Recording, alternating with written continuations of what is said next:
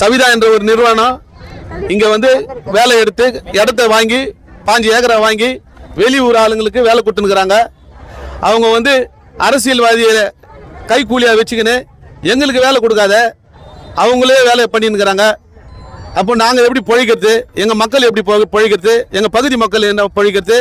இதில் வந்து ராவில் வந்து மண் கனிம வலை சுரண்டி எடுத்துன்னு இருக்கிறாங்க. ஒரு நாளைக்கு 1000 லோடு 2000 லோடு வெளியே போயிருக்குது. எங்களுக்கு தண்ணி பற்றாக்குறை வந்துடும்.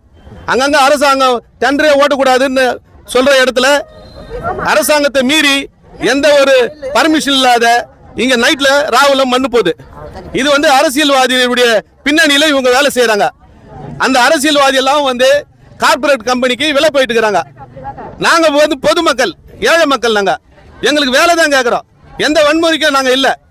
இது போலீஸுக்கு எல்லாம் தெரியுமோ தெரியாதோ, இப்போதான் போலீஸ் சாருங்கெல்லாம் வந்துக்கிறாங்க. ஏதோ இது பண்ணாதீங்கன்னு சொல்கிறாங்க. அவங்க பேச்செல்லாம் நாங்கள் மீறல. எங்களுக்கு வேலை தான் கேட்குறோம்.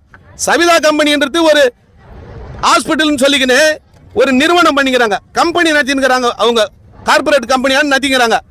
எங்கே போனாலும் அவங்க மேலே நிறைய பால்ட் இருக்குது. உள்ள புறம்போக்கு லேண்டு, அந்த லேண்டு, இந்த லேண்டெல்லாம் வச்சுக்கின்னு இவங்க வந்து வேலை கைக்கூலியாக அரசியல்வாதியை போட்டுக்கின்னு வேலை செய்துங்கிறாங்க. நாங்கள் வந்து வேலை கேட்டால் மிரட்டுறாங்க, வெட்டிப்பிடுவோம் குதிப்பிடுவோன்றாங்க. நாங்கள் என்ன எங்கே போகிறது, எங்கே முறையிடா?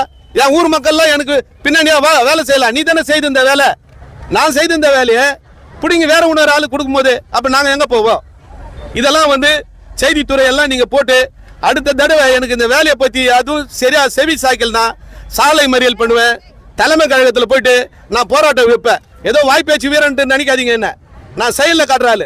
தலைமை கழகத்தில் போயிட்டு தளபதியை முற்றுகையிடுவேன்.